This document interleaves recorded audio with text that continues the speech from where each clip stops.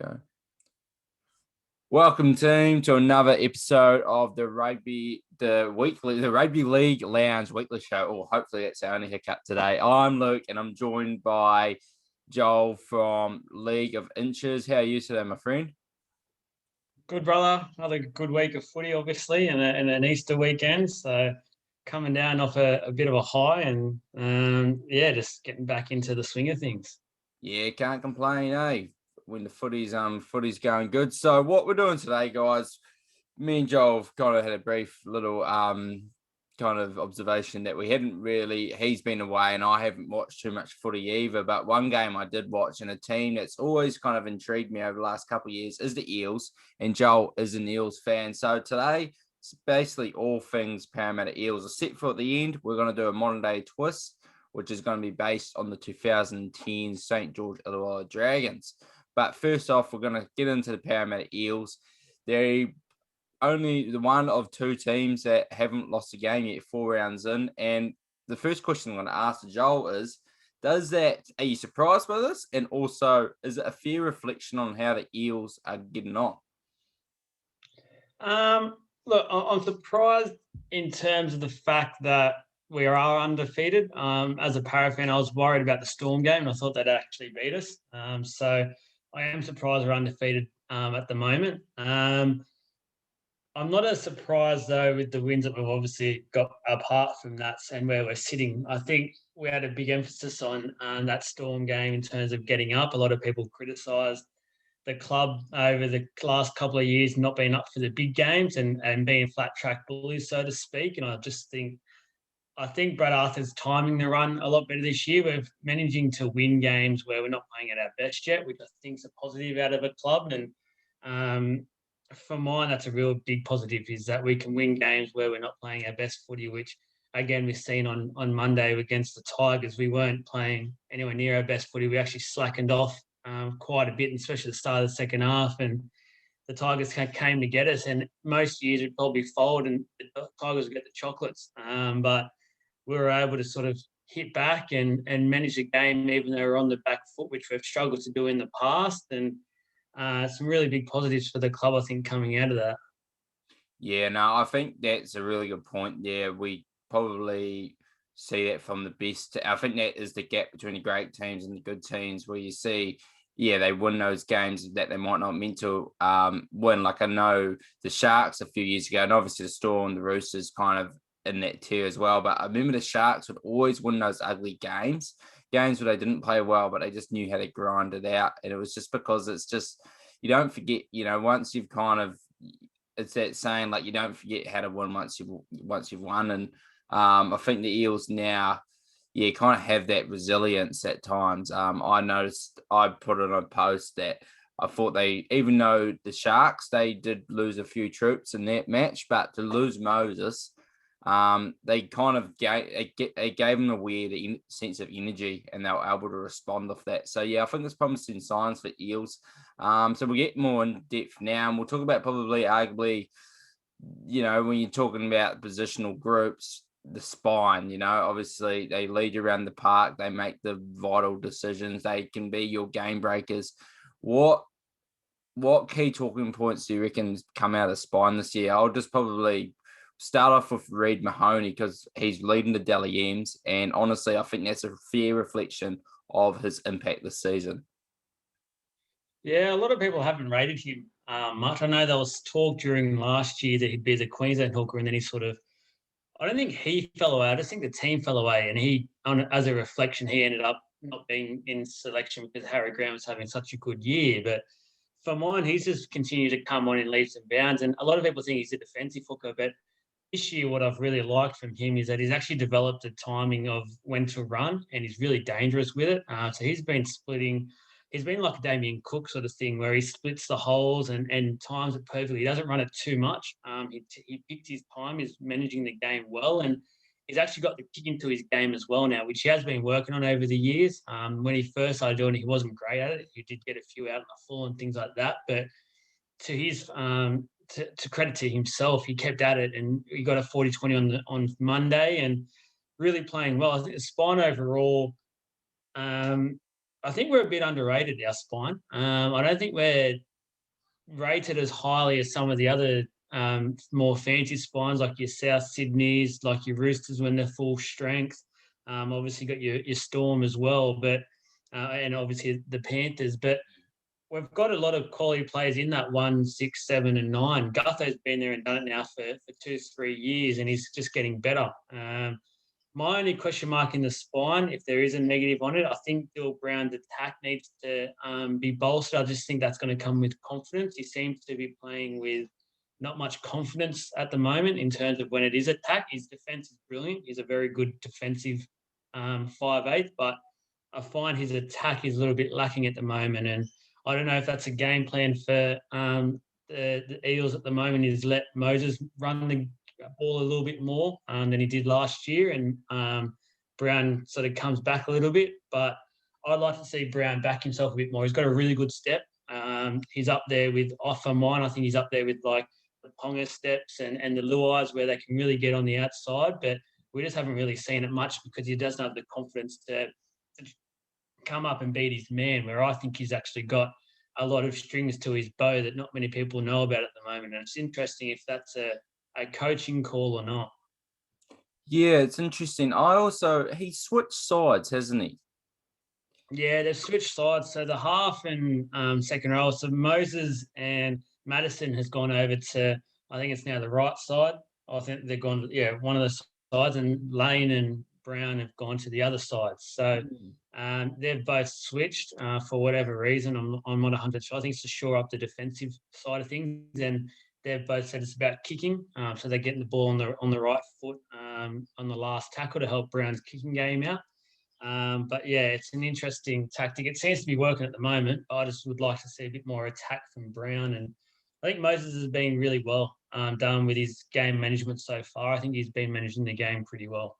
I don't think Mitchell Moses has been the best halfback this year, but what I will say is he's the halfback that's impressed me the most, because I think we are seeing him grow and we are seeing him play eyes up footy. I think there were some great plays he displayed the other day, and against the Storm, he's probably had better games, but it's the one game that stand out for me. Obviously, everyone's talking about Sivo, but that kick was unbelievable, and he made plays throughout the game.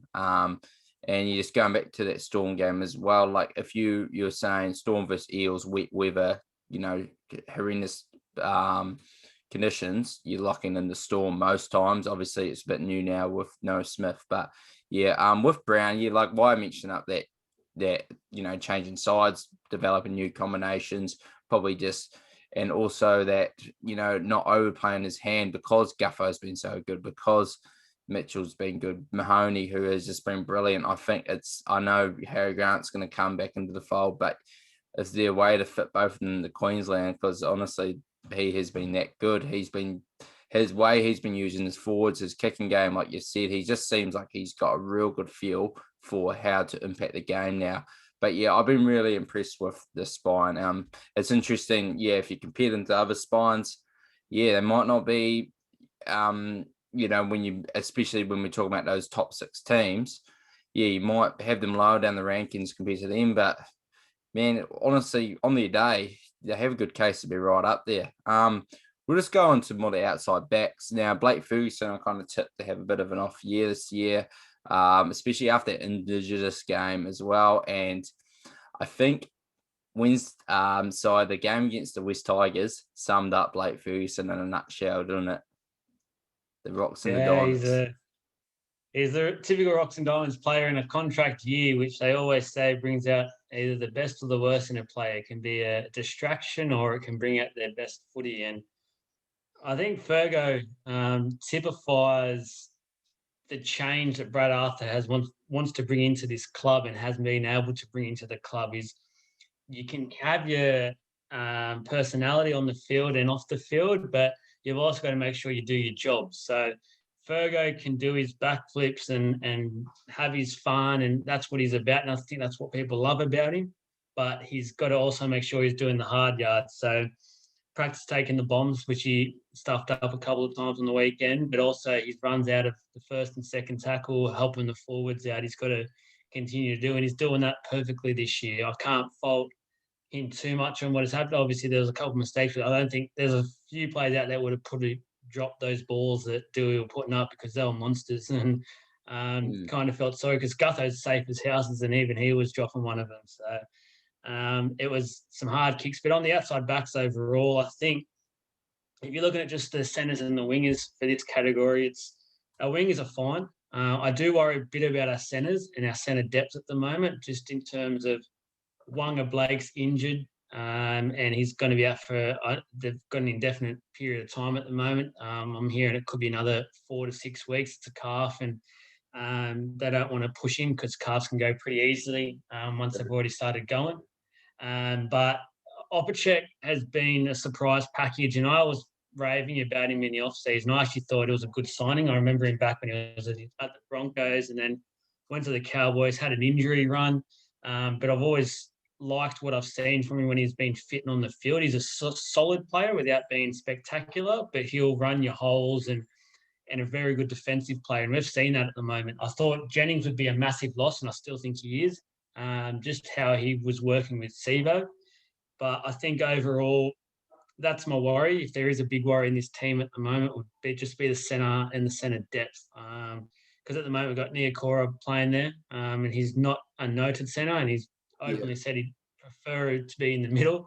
But he's doing a good job. He defended Olam well, which I loved that display the other week. There was centre against centre just mashing each other. It was brilliant to watch. But I mean, if he can hold his own against one of the better centres in the game at the moment, which I think Olam is, then he's doing a pretty good job. So yeah, I think it's the wingers are fine. It's a little bit of a worry about the centres at the moment.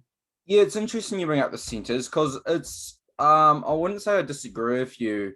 Obviously, when you're comparing player to player, Jennings and Wonga Blake just seems like the better situation, doesn't it, to have them? But I think when you have got, the attacking flair of Sivo and Ferguson, you need those kind of solid pieces where it makes up for Sivo's and Ferguson's flaws at time. And Opacek, like you said, an average but solid player that does all the good stuff, all the basics right. And then you've got Niokora, Marata. Is it Marata Niokora? Is how you pronounce it? Yeah. I'll have to nail that. But I've been really impressed with him. And I think when Wonga Blake is fit and healthy, which I don't believe he is, I honestly would.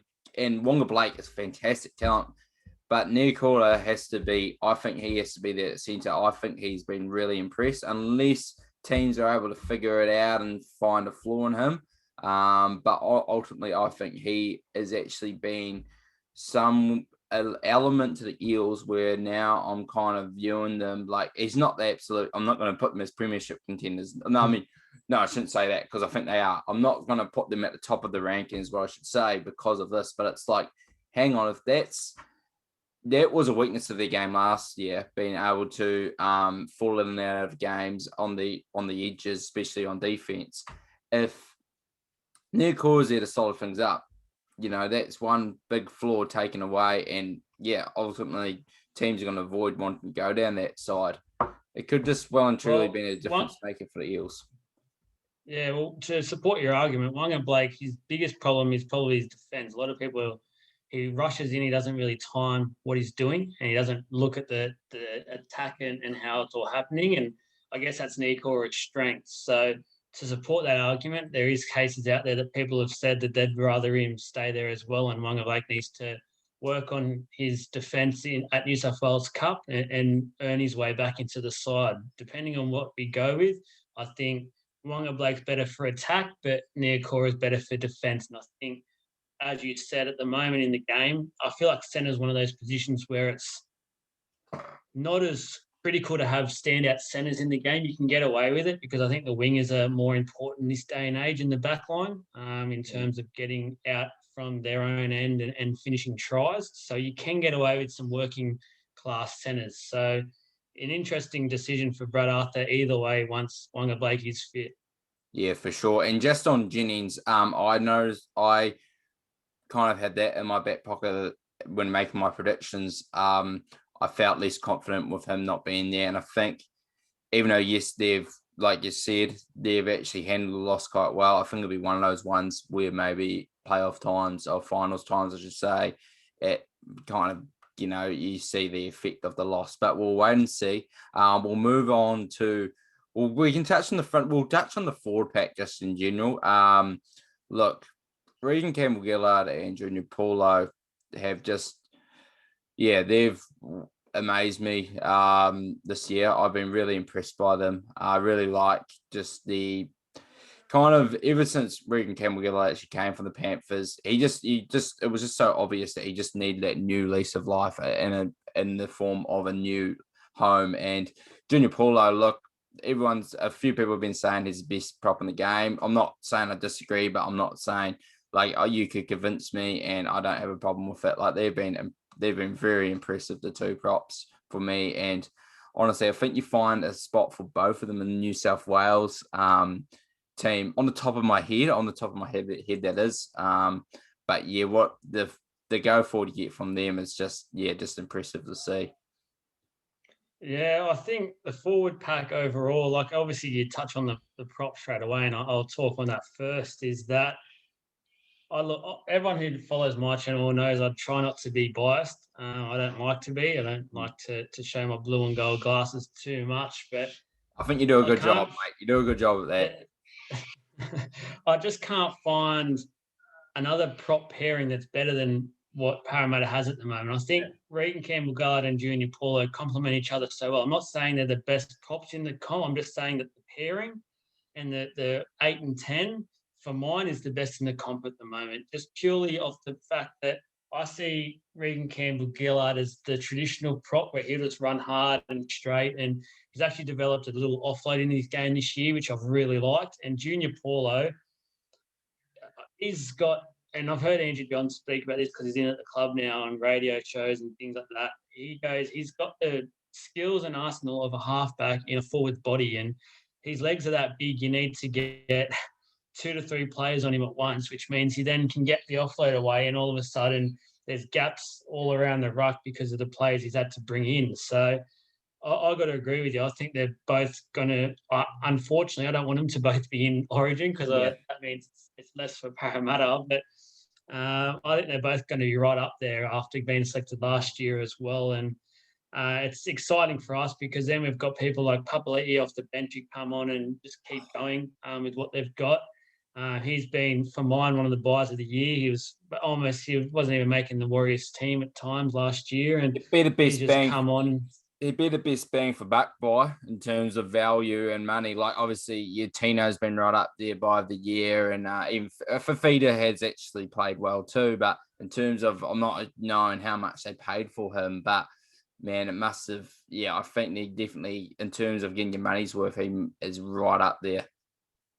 Yeah, he's a pretty cheap signing for what I've heard and been told. It's not on that much money at all, and he just doesn't stop. The bloke, I just watched him on the weekend when he replaced Matter. There was some sets where he was taking 2 runs in the set, and his energy bank is massive, and apparently he's a pleasure to coach. BA has just said he's an ultra professional, which I think he's a little bit younger as well still, and he's still growing into his game. So when you hear that from players coming to a new club, that's brilliant. Nathan Brown's like another prop forward. He just charges off the back fence, which complements people like Junior Paulo who can have his offload. Now, if I'm going to touch on a negative, I've said it in my Parramatta post that I put up weekly. I think Sean Lane's been a bit of a worry. He seems a little bit in and out of games for mine, and I think Papali'i, the way he's playing, is going to put a lot of pressure on him in the next couple of weeks to get that starting second row spot. It's a interesting one. I just feel like, because I was at the game on round 1 and he had a shocker, and every time he made a mistake, it didn't seem to bother him, which I don't like as a fan. If I see my player make a mistake, I want him to come out of the line and make up for it in defence and things like that, which he sort of seems like he just chills and goes with the flow, which is fine if that's your personality, but he just doesn't. I don't know if there's a weakness in our forward pack because we can't be the greatest team out there at the moment. It's definitely him, and obviously Maddo's concussion history, which if he gets another hit, there's going to have to be question marks about him. So yeah, no, it's interesting that Sean Lane point, and in regards to him probably being in danger of losing his starting spot, So one of the things I think Papali'i best value is just coming off the bench. Not saying he's not starter caliber, but he just might be best utilised as the bench. It might just be an issue that needs to be addressed next season when they really sit down and say, hey, is Sean, can we, even though Sean Lane, like I think there was little times last year where we were arguing about if he should be in the New South Wales contention. It wasn't like he was a lock, obviously, but it wasn't like ridiculous to throw his name out there, especially because he just kind of was doing his job well. But yeah, I agree. He's not jumping off the paper this year. I was actually, because when I was thinking about this and talking about the back row, I didn't really have too many talking points because, obviously Meadows been injured, so hopefully he can come back shortly. And Brown's been Brown. He's been fantastic. We talk about that New South Wales, forward pack. It's not like he's done anything to lose his spot. So it's going to be, and then Isaiah was just going to the Panthers. Isaiah Yo's been fantastic as well. So it's going to be very, very interesting what happens there. But yeah, when you look at when we just go over their four pack there, it's one of the best in the comp. And let's just touch on. So going forward for the Eels, what's different than last year? In terms of they were the last team to lose a game last year, I believe, or might have been them in the Storm. I can't remember. I remember them beating the Penrith Panthers, and then they lost to the Roosters in a pretty good, and a bit of a thriller in that one. So what's difference? Is there a difference in the Parramatta's start compared to last year to this year, in your opinion? I think there is. I just think there's a more. To be honest, I don't actually think we're playing as well as we did last year. No, At the start of the year. Me either. Like, I think it's more promising this year, but I don't think you guys are playing as well, which is a real interesting dynamic. And yeah, I'm interested to kind of understand. Kind of open up my explaining of it, because it sounds really weird, but carry on. Well, it's weird because we've got a lot of teams at the moment that are struggling and they're down the bottom of the ladder. But I see, let's look, say, like the Storm as well, for instance. They've lost 2 games already this year, which most people would, that's unseen for the Storm. Where Parramatta, we've won every game. We haven't been playing that great, if you ask me. We should have lost to the Broncos if we only played one half of football and got away with it. We played a half and a little bit against the Tigers on the weekend. Even the Storm, we were sort of in and out of that game, but managed to just be really gritty, and our defence from Gutho basically won us the game for that one. So there hasn't been anything special, but this year, the fact that we've been able to win those games, and it looks like we've got a more serious approach in terms of how we want to be each week, in terms of coming into games. And last year, it looked like we were an under-10s team, hadn't played footy for a while, and they wanted to just come out and play footy, and just they didn't care. And so we were beating teams by 30, 40 points, but there wasn't any sort of grit behind it. So there was no real finals mentality there, where I think this year the whole off-season has been about finals. And that is a bit of a danger because you need to get there first. You need to make sure you win enough games to get to finals. But the fact that they've also got that mentality now, and we've already been able to show it against the Storm, that we can actually play those hard games where nothing's always going right for us. About a year or two ago, if a ref's decision went against us, we'd always drop our heads, and it used to do my head in because I'd say every time we'd let it try in the next set, and it would happen because that's just the way the players were at that stage. But at the moment, there's that grit, and the way Gutho's, I reckon he's already this year probably stopped 5 or 6 tries, which has been massive. And I think that just typifies the players at the moment. They're really in there to play for each other. I always say defence is what wins you the games at the end of the day. Yes, you've got to score at least 1 try or a kick to get some points on the board, but the more tries you can stop is, for mine, better than the tries you can actually score. So I think it's just a mentality of the team this year that has got a lot of people thinking, well, this could be a year that the drought is broken. It's obviously way too early to say for sure. I'd like to see us play another bogey team in the Roosters, even though they've got a few injuries. They seem to always be a team that gives us a bit of a beating. So I'd like to see us versus them and obviously the Panthers as well. And in 2 weeks' time, we've got the Raiders in Canberra, which would be a massive game for us as well.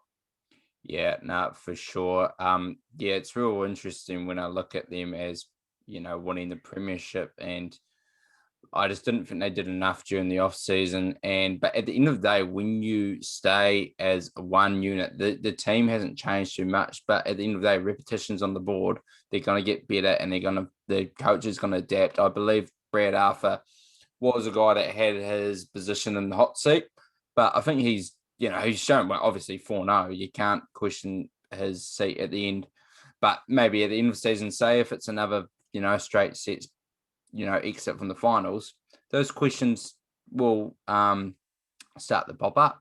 But so far, like, I think the defensive identity is probably the main thing you can kind of hang in terms of if someone asked you why are they going to get over the hump this year? It's because they've got that, they've kind of now got this defensive identity ingrained. And also, I believe too, that Mitchell Moses, he had that little, obviously everyone was pointing out Andrew Johns coming in, helping him out as a half, and it got a bit disrupted during the COVID times.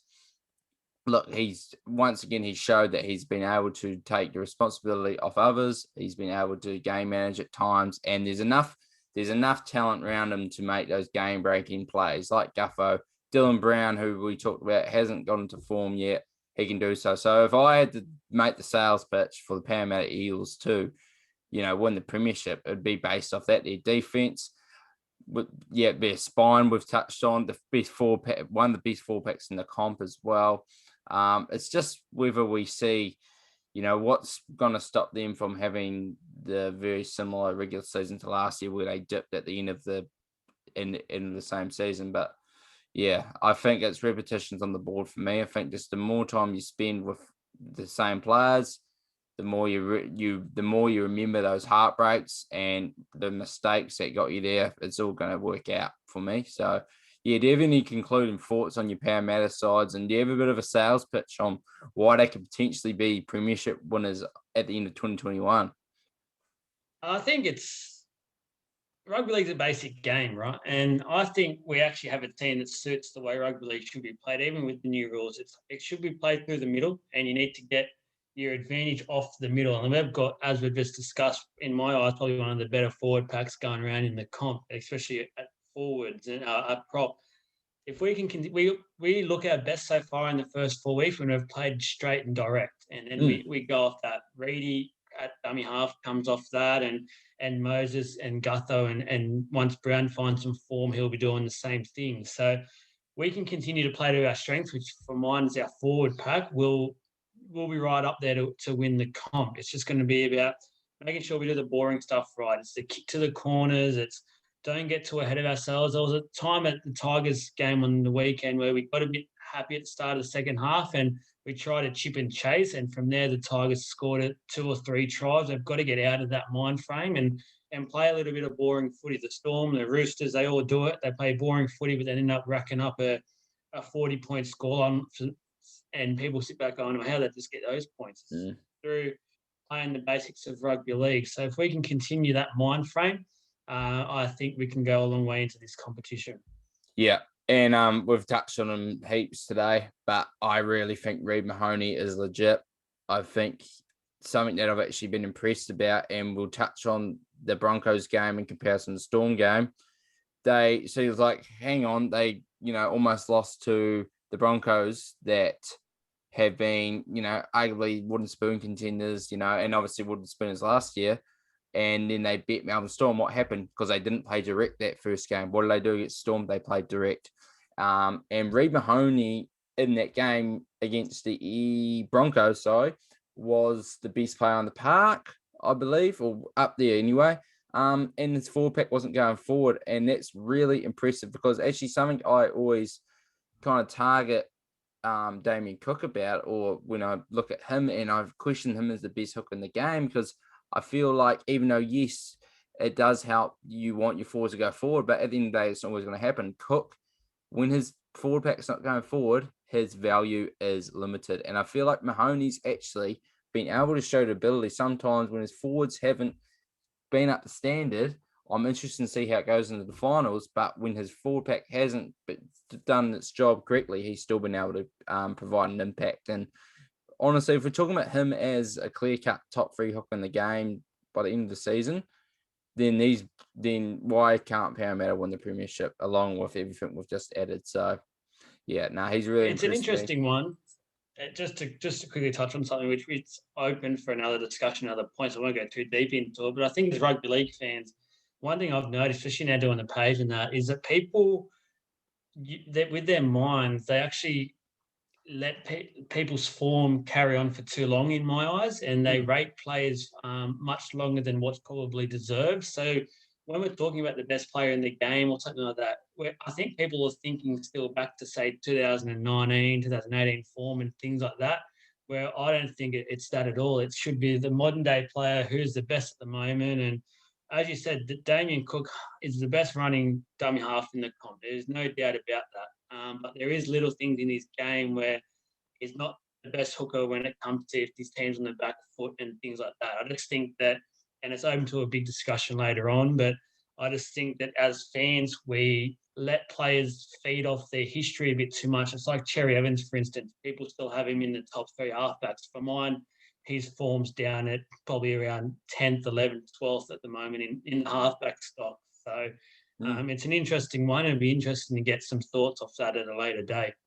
Yeah, actually, I think you just brought up a new future podcast where we just dissect the positions and just got to have our own ranking system. Because it's always an interesting debate and it's forever changing. But I think people do get caught in the way things used to be because it's like the guys behind them have to do something absolutely insane to top them off because it's like they've owned that chair. Yeah, you've got to, outbid them in a way. So yeah, no, I agree. So hey, it was great talking about the Eels. One of the most interesting teams to talk about, I always find. So, yeah, thanks for that, Joel. But we are going to get on to the way I like to end the episode, and it's the modern day twist. We did an Eel side with the Entertain House. So, there, and it was 2019, sorry. So, yeah, kind of wasn't many Eel sides probably to compare to, especially to the caliber of that team. So, Joel's found a team to pick, and he has picked the 2010 Dragons. And I'll let Joel go through the players that he nominated to do a modern day twist on. Yeah, well, I was a bit stuck because I did want to do a para team, but then I was like, yeah, I've already watched that video where you did the para one. And I thought, what's another team that I was just a fan of the game I really enjoyed to watch, and I thought the story behind it was great. And it was the Dragons team. It was a team that hadn't won the comp yet. There was a lot of fans that wanted them to win the comp, and they were able to finally break a drought where there was so much pressure. There was 2 or 3 years in a row there where they crumbled in first or second round of the finals. So I thought I'd pick out a few players which I thought were pretty key for this season for the Dragons, which I thought was Darius Boyd at fullback, Gasnier at centre, Jamie Soward at 5'8", Michael Wayman at prop. Many probably forgotten how good he was at that year. And Nathan Feen, which was a bench utility. So they're the players I've gone with. Yeah. Yeah, sweet. So would you like to get on? Should we start at Darius Boyd? Would you like to go with Boyd first? Who you picked for Boyd? Well, Boyd at the time was right up there along Billy Slater in terms of best fullbacks in the game at that point. A lot of people have forgotten how good Boyd was at this time because he fell away quite rapidly towards the back half of his career, unfortunately. But he was right up there. He wasn't just a ball playing fullback either. He was really good at support playing and going off his forwards offloads and things like that. So I've actually gone for a player who's just getting to that stage of his career as well, where he's becoming a household name and he's got that really good running game and support play, but he's also starting to develop a passing game. I've gone Appenhausen at the Storm. Nice. Yeah, it's real interesting doing this modern day twist because you can't get a direct comparison. Sometimes it's easy. So like Latrell and Greg, I know people probably look at that comparison too much, thinking Latrell has to be like that. But it's interesting. I've gone for a different approach. I've gone for a guy when I look at Darius Boyd, like you said, was a probably top 5 fullback in the game. At that time, he was actually the Dally M fullback. Um, and I'm also going to give it to the most current Dally M fullback, your man Clint Gutherson, because I compare it to the guys that were the top fullbacks in the game, and he was probably the least skilled out of them. It was more his value was through his playmaking. He was solid in all areas. And when you compare like athletic ability and all that, Guffo and Boyd weren't, they weren't comparable to the others. And also the ability to shift to the outside backs as well. Boyd obviously has made a career for Queensland, or I shouldn't say made a career, but has enhanced his career with his finishing ability in the rep ranks. And Guffo has also shifted out to centre for New South Wales and has played there in his earlier stint of his career too. So yeah, that's my first comparison. So completely, Guffo and Pappenhausen, completely different players, but hey, there is comparisons. Yeah, I think that just shows how good Boyd was at that time and how important he was at the Dragons. He had a lot of skills, and both players, they've got skills that he had all of, which is a massive credit to him at the time. Mm-hmm. Yeah, for sure. So we're probably going to Gaznia now. Go to Gaz. I'll kick us off here. Actually, I'll go. So I was going to go for like because obviously Gaznia was older at this time, and I was almost landed on Josh Morris, but I actually think if we were doing Matt Cooper, it'd be Josh Morris for me. So I haven't gone for the age comparison here. I've actually gone for a guy that's young, but a guy that played on the right side for his old team, the Dragons, Zach Lomax. Decent size to him. He has got good skill. He's got good finesse. He's a aerial threat as well. I always will remember the try in the grand final that he scored. And Zach Lomax probably scores the most tries of anyone from the centre position. He's got a good feel to the game. I've seen him kind of do little Gaznia flicks here and there. So yeah, for me, that long rangey frame, probably a bit more built than Gaznia, but overall, my modern day twist on 2010 Gaz would be Zach Lomax. I've gone exactly the same. Yes, this the first one. Yeah, I've gone exactly the same because I just think, as you've said, I was thinking the exact same thing. He's really good under the high ball. They both were at that time of Gaznia's career, and Lomax has that good pass about him as well. And I just think he has the potential to reach Gaznia's level at that club if he stays there. And I think that's going to be a massive thing. They both play on the, as you said, right side. Lomax has the added ability of goal kicking, which makes him just an all-around top player. I think he's going to be a future Origin star, which Gaznia obviously made his own mark on the Origin arena as well. And depending on how Lomax can go, he can probably reach the Australian team as well. Oh, for sure. Yeah, I think he's even in contention for this year, especially if they want to go for specialist centres.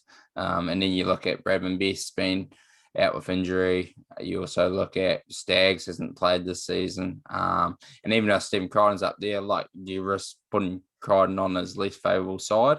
Yeah, so I think he's definitely going to add value there, especially on a Dragons team that's overachieved. So let's go to Soward. Who you got for Soward?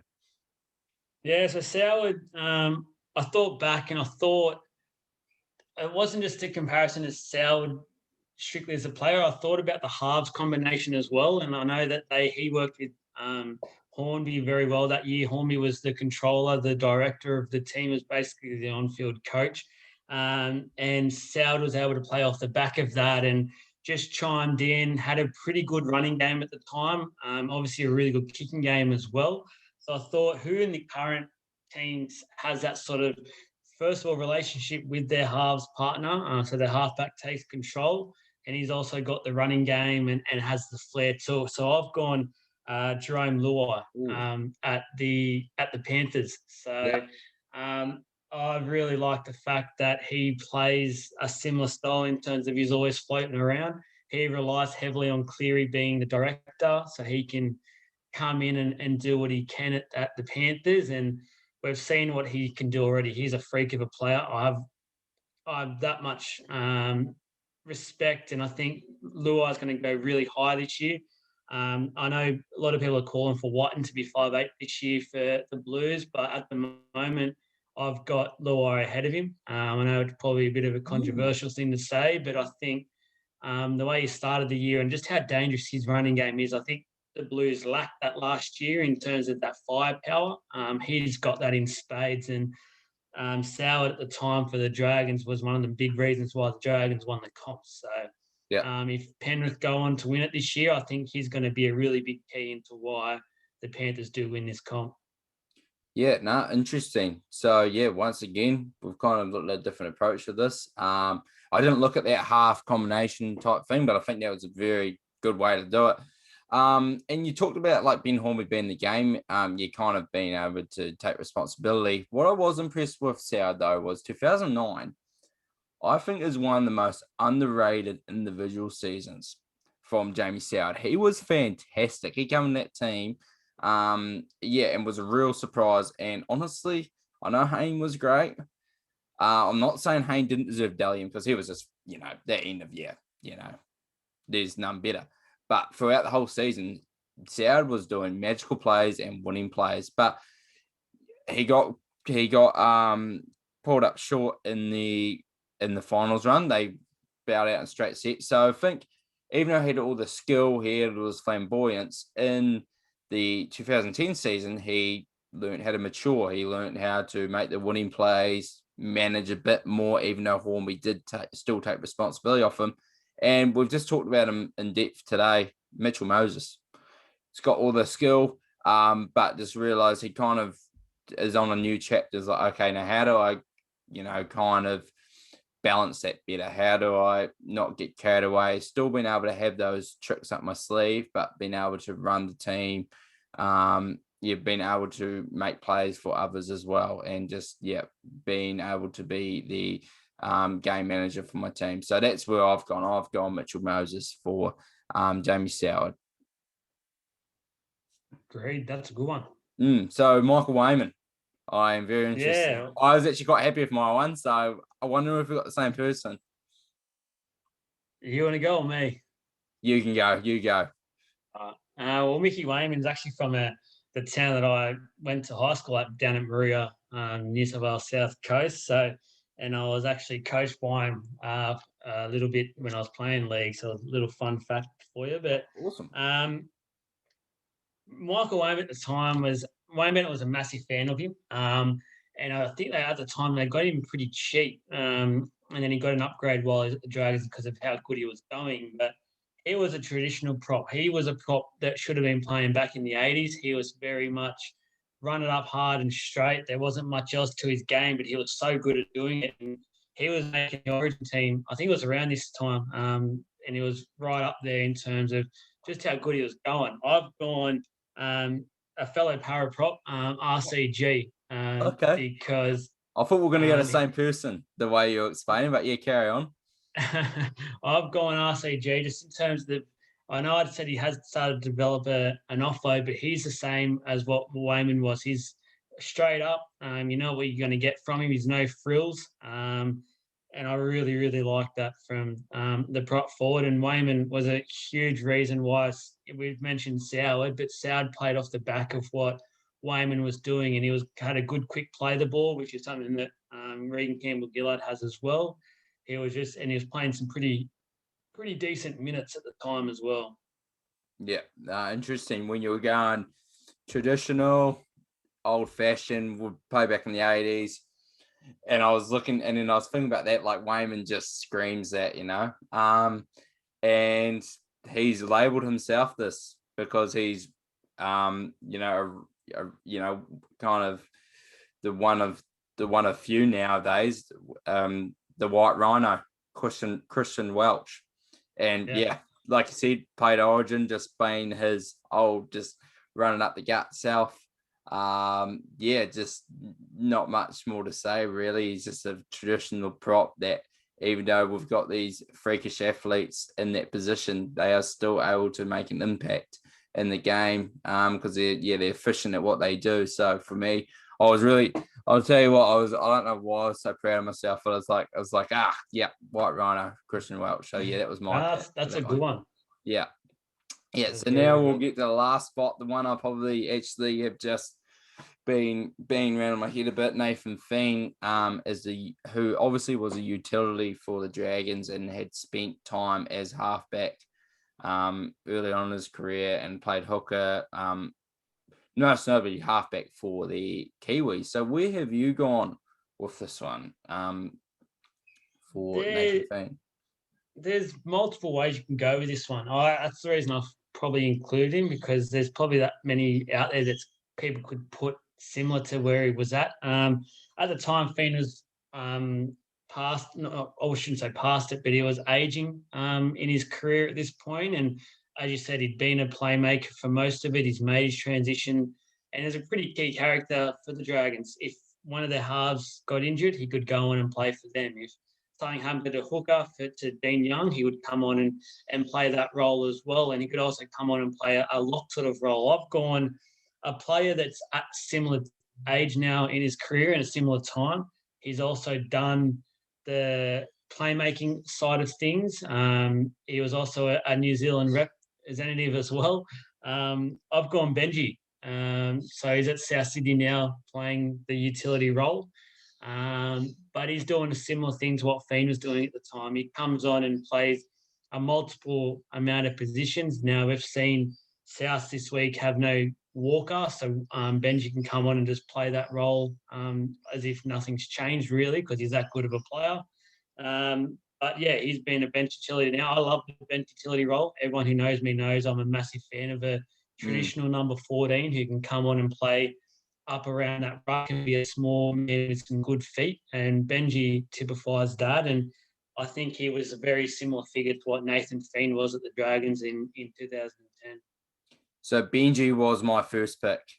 But the thing, and obviously, yeah, because he's kind of the closest thing to being what Nathan Feen was, being able to come in and be that, that traditional 14. But at the end of the day, his game didn't scream to me that was similar to Feen, and that was bugging me. So I've actually I've kept with a bit of a theme here. I've gone with a Kiwi. I've gone with a guy that's probably played alongside Feen and definitely Marshall. And that's Kieran Thorne. Now, Kieran Thorne does not play this role right now. I do believe with Schuster coming through, and also there's potential other options at 6. Obviously, Dylan Walker was there last year. There is potential for him to come on as from a 14 role and to be a hooker and to be a 6 and do that. Especially his game's a bit more comparable to Fiends than Benji's as well, and has a skill set to fill both the halves and the hooker. So I've gone with him, but it's a bit of why I was kind of going to be hesitant about this, because obviously that's not the role he's playing in right now. But with you picking Benji, I was like, no, I'll go with Kieran here, because I could definitely see him being a potential Nathan Feen similarity there in the future. But obviously it's a bit more of projection, but his game reminded me of him as well. So yeah, for me, he is my final selection for my modern day twist on the Dragons. Brilliant. Awesome. So yeah, we'll wrap that up. That was good fun. Cheers for that, Joel. Thanks for talking about your beloved Parramatta Eels with me today. I'll let you do a bit of a spiel at the end, but you're doing some great stuff over at your page, and keep it up, mate. It was really good to catch up once again, and I'm sure it won't be the last time we do so. So yeah, let you just take it away, mate. No, thanks once again for having me, Luke, and really appreciate it. Love talking about my team and rugby league in general. As I said, I don't like to be too biased with what I say. I like to try and show a bit of wisdom with what I do say. Our page on my page, League of Inches, is sort of starting to slowly take off, getting more and more followers, which is great. takes a lot of work. A lot of the people probably underestimate how much work it takes to do Mate, these pages. yeah, So, you um, won't see me underestimate. Yeah, that's for sure. yeah, so a lot of respect to everyone out there, and I'm big on everyone supporting each other, and which is what I try and do, and jump on these sorts of videos every chance I get because it's good just to share each other's views and things like that. And the more views that we get for things, obviously, the better it is for us in terms of talking to businesses about sponsorships and stuff like that, which will help us both down the track. Hopefully, people understand that. But yeah, it was fun doing the Dragons thing. Really like to look back on past games and look at the stories behind teams who win premierships and what goes into it and these sorts of players. So really fun coming on and doing this with you. I've been jealous watching the videos from you the last few weeks, seeing the people do them, and really, really do appreciate it and really love what you're doing with your channel as well. Yeah, awesome, mate. Really appreciate it. And to everyone listening, thanks for listening, guys. And yeah, stay. Yeah, we'll be back next week. Cheers, guys.